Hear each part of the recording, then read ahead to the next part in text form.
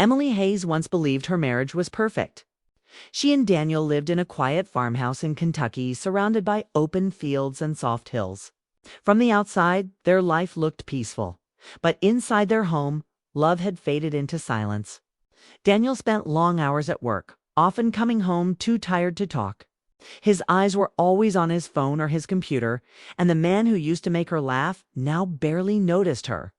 Emily tried to reach him in every way she could, cooking his favorite meals, planning small surprises, even suggesting weekend trips.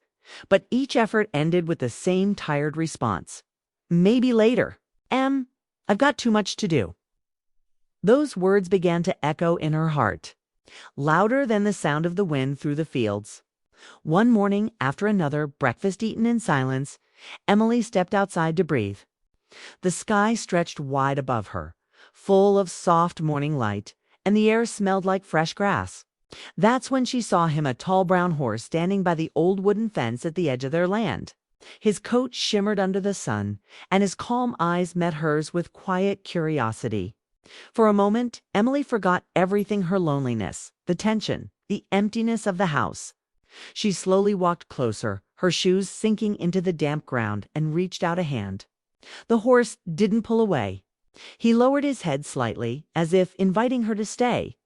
She laughed softly, a sound she hadn't heard from herself in a long time. "Hey there, beautiful," she whispered. The horse flicked his ears, calm and still. Emily stroked his mane and felt something warm spread through her chest, feeling she hadn't felt in months. It wasn't romance or passion. It was connection. For so long she'd felt invisible, but this gentle creature saw her without judgment. From that day, Emily began visiting the fence more often. She learned that the horse's name was Apollo, belonging to a neighbor who was often away. Each afternoon she'd bring him apples or brush his mane, and for those few hours the world seemed softer. In the barn, there were no cold glances, no silent dinners, no empty conversations. There was only the sound of breathing, the brushing of straw, and the quiet rhythm of trust forming between a woman and a horse. At home, Daniel hardly noticed her time away. He was buried in work, his attention always elsewhere. The more distant he became, the more Emily found peace in Apollo's presence. She began to realize how much she'd been missing, not grand gestures, but the simple comfort of being heard, of being understood. She didn't talk much while she brushed Apollo's coat, but somehow it felt like he listened anyway. One evening, as the sun melted into the horizon, Emily stood by the fence and watched the light fade over the fields. A breeze moved through her hair, carrying the scent of hay and soil. She felt alive, again still lonely, still unsure, but no longer numb. Something inside her had awakened. She didn't know it then, but this quiet bond with a horse would lead her toward understanding what love truly meant, and force her to face the truth about her marriage, her heart, and the life she'd built on silence. Apollo became Emily's quiet companion, her escape from the cold distance that filled her home. Every afternoon she found herself walking down the dirt path to the barn, her boots crunching against gravel, her heart beating faster with each step. The first time she brushed his mane, Apollo turned his head slightly, as if recognizing her gentle touch. His calmness made her feel safe. In his presence, the heavy thoughts she carried began to fade. The loneliness, the doubt, the constant ache of being unseen, everything grew lighter when she was near him. Days turned into weeks. The barn became her world of peace. She would talk to Apollo while cleaning his stall or feeding him apples. "You're lucky," she'd say softly, smiling through tired eyes. "No meetings, no cold dinners, no walls between you and the world." Apollo would flick his ears, listening in silence. Emily didn't need answers. She just needed someone or something that didn't turn away. At home, Daniel grew even more distant. He was polite but hollow. He'd nod at her words, but his mind was somewhere else, lost in work and numbers. One night, Emily waited with dinner ready, candles lit, hoping he'd notice. When he walked in, he barely glanced at the table. "I already ate," he muttered and disappeared into his office.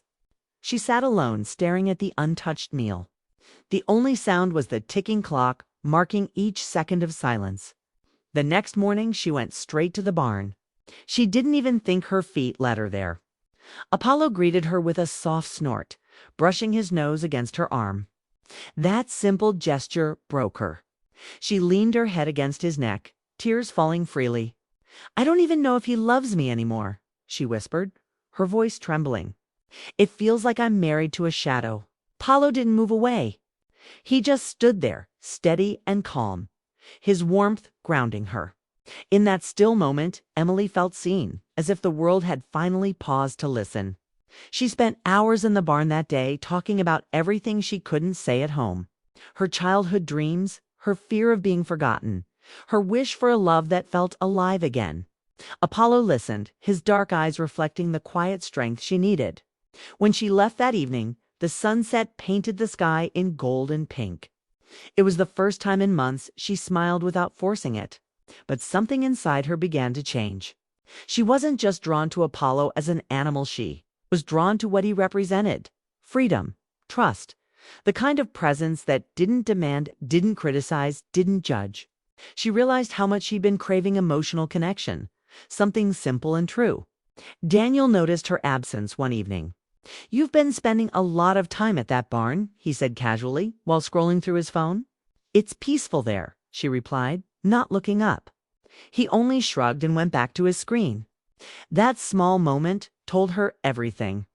The man who once asked how her day went now didn't even ask where she spent it. The next day the sky was gray and heavy with rain, but Emily still went to the barn. She brushed Apollo's coat, humming quietly to herself. As she worked, a feeling of calm spread through her chest. The world outside her marriage, her loneliness, didn't seem to matter here. For the first time in a long while, she felt strong again. When she returned home that night, Daniel was asleep on the couch. She looked at him and realized how much space now existed between the man-invisible wall built from years of small neglects. She covered him with a blanket and walked to the window. Outside, lightning flickered in the distance. The reflection of her face on the glass looked older, wiser, but also lonelier. The next morning, she woke before sunrise and went back to the barn. Apollo was waiting, as if he knew she would come. She pressed her forehead against his and whispered, "You're the only one who listens." That truth hurt more than she expected. As days passed, Emily began to understand that her bond with Apollo wasn't about escape, it was about finding pieces of herself she'd lost. The care, the patience, the tenderness she showed him were all things she wished someone would show her. Apollo reminded her what kindness felt like, and in doing so, made her realize how empty her marriage had become. One afternoon, while the wind rushed through the open fields, Emily stood beside Apollo and looked at the horizon. The air smelled like rain, and clouds rolled low. Her heart ached not from guilt, but from longing. She wanted Daniel to look at her the way she looked at the world, with attention, with presence. But deep down, she knew he wouldn't. As she closed the barn door that evening, she paused, her hand resting on the wooden frame. For the first time, she allowed herself to wonder what her life would look like if she stopped waiting for Daniel to care. That single thought scared her, but it also made her feel alive. That night, she lay in bed next to her husband, listening to the rhythm of his breathing. He was there physically, but his heart was miles away. Emily stared at the ceiling, her mind full of questions she didn't have the courage to ask. Outside, in the quiet dark of the pasture, Apollo stood under the moonlight, calm and still. And in that stillness, Emily felt the pull of something she couldn't explain, something honest, something healing, something she wasn't ready to name. It wasn't love in the usual sense. It was connection, the kind that reminded her she was still human, still capable of feeling deeply. But she didn't yet understand how that connection would soon force her to face the truth. She'd been avoiding. Her marriage wasn't just silent, it was breaking. And the one place she found comfort would soon become the heart of her biggest choice. The storm came without warning. Wind howled through the fields, rain pounded against the windows, and thunder shook the farmhouse. Emily sat in the living room, watching the lightning flash across the sky, feeling that same storm raging inside her. Daniel was in his office again, his door half closed, his voice murmuring into a phone. She stared at him from a distance, realizing how strange it felt to live beside someone and yet feel completely alone. Unable to sit still, she grabbed her coat and stepped out into the rain. The path to the barn was slippery and cold, but she didn't care. Her heart led her there. When she reached Apollo's stall, he was pacing nervously, his coat darkened by the damp air. "It's okay, boy," she whispered, opening the door and stepping inside. "I'm here." She placed her hand on his neck, feeling the warmth of his body against the chill. He calmed almost instantly, his breathing slowing as she spoke softly. As the thunder rolled in the distance, Emily realized how safe she felt standing there. She wasn't afraid of the storm. She wasn't even thinking about the mess her life had become. For the first time in months, her heart felt steady. She ran her fingers through Apollo's mane and whispered, "You're the only one who listens." It wasn't just about the horse. It was about what he symbolized. He gave her peace, something her marriage had stopped giving long ago. Hours passed before the storm began to fade. The barn smelled of hay and rain, and the world outside grew quiet. Emily leaned against the wooden beam, her body tired but her mind clear. She didn't want to go back home, not yet. She knew what waited there: distance, silence, and the heavy air of a love that had lost its spark. She wanted warmth, understanding, something real. When she finally returned home, the sky was turning pale with dawn. Daniel stood in the doorway, his face pale with anger and confusion. "Where were you all night?" he asked, his voice tight. Emily froze, water dripping from her coat. "At the barn," she said simply. Apollo was scared of the storm. Daniel's jaw tightened. "You spent the night with a horse." His tone was sharp, but there was something else there too: hurt. Emily looked at him steadily. "Yes, because he needed me. Because he noticed I was there." Her words hit harder than she expected. Daniel said nothing for a moment. The silence between them was heavier than the thunder outside. Finally, he said, "I don't even know who you are anymore." Emily felt a tear slide down her cheek. "Neither do I," she whispered. For the rest of the day, they barely spoke. Daniel avoided her, and Emily wandered through the house feeling lost. She wanted to explain, but she didn't know how. What could she say that she had found comfort in a creature that listened better than her own husband? That she was tired of begging for attention? That her heart felt more alive in a barn than in her own living room? That evening, as the rain began to fall again, Daniel finally broke the silence. "Are you in love with that horse?" he asked quietly. His voice wasn't angry anymore. It was tired, almost broken. Emily looked at him, shocked by the question. "No," she said firmly. "I love what he reminds me of: kindness, peace, presence. Things we used to have." Daniel looked away. "So what happened to us?" he asked. Emily sighed, her voice trembling. "We stopped trying. You stopped seeing me, Daniel. And I stopped knowing how to reach you." He sat down, rubbing his forehead. "I didn't realize how far we'd drifted." "I did," she said softly. "Every single day." The rain outside grew heavier. For a long moment, neither of them spoke. The sound of the storm filled the room. Emily could see the pain in his eyes, the same pain she'd been feeling for years. Maybe he hadn't meant to neglect her. Maybe life, work, and time had slowly buried their love under quiet exhaustion. Daniel finally looked up. "I don't want to lose you, Em." The words came out barely above a whisper. "You already have," she said sadly. "At least, the part of me that believed we were still the same." She walked to the window, watching the rain trail down the glass. Part of her wanted to stay and fight for their marriage. Another part wanted to walk away, to find herself again. The barn, Apollo, the peace she felt there, they weren't replacements for Daniel. They were reminders of the woman she used to be. Later that night, Daniel came to her quietly. "Maybe I haven't been the husband you needed," he said. "But I want to understand. I want to try again." Emily turned to face him. His voice wasn't defensive anymore. It was sincere, raw, and unsure. For the first time in years, she saw a spark of the man she'd fallen in love with. She nodded slowly. "Then start by listening," she said. "Not fixing, not arguing, just listening." He agreed, and they sat in silence for a while, not knowing what would come next. The storm outside had passed, but inside the real work was just beginning. That night, Emily couldn't sleep. Her thoughts kept drifting to Apollo the calm, patient soul who had unknowingly shown her what true connection felt like. She realized that love wasn't just romance or passion. It was attention. It was presence. It was the simple act of being seen. When the morning came, Emily walked to the barn again. The air was cool and fresh after the storm. Apollo stood quietly, his coat glistening in the early light. She ran her hand down his neck and whispered, "Thank you." She wasn't running from her marriage anymore. She was walking toward herself, toward the strength and clarity she had forgotten she had. Apollo hadn't replaced Daniel. He had reminded her that love only survives when both hearts stay awake. Back at the farmhouse, Daniel was waiting on the porch, holding 2 mugs of coffee. He gave her a small, hesitant smile. "Thought you might want company," he said. Emily smiled back. It wasn't forgiveness yet, but it was a small sign that maybe, just maybe, they could find their way back. In the distance, the clouds began to break and sunlight touched the wet grass.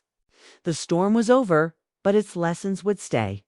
Emily understood now that sometimes love fades, not because it dies, but because people forget to feed it.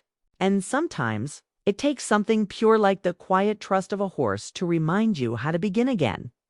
The morning after the storm, the world felt new. The air was crisp, the grass sparkled with dew, and the clouds drifted lazily across a pale blue sky. Emily walked toward the barn with steady steps, her thoughts clear for the first time in a long while. Apollo was waiting, standing calm and strong in the golden light.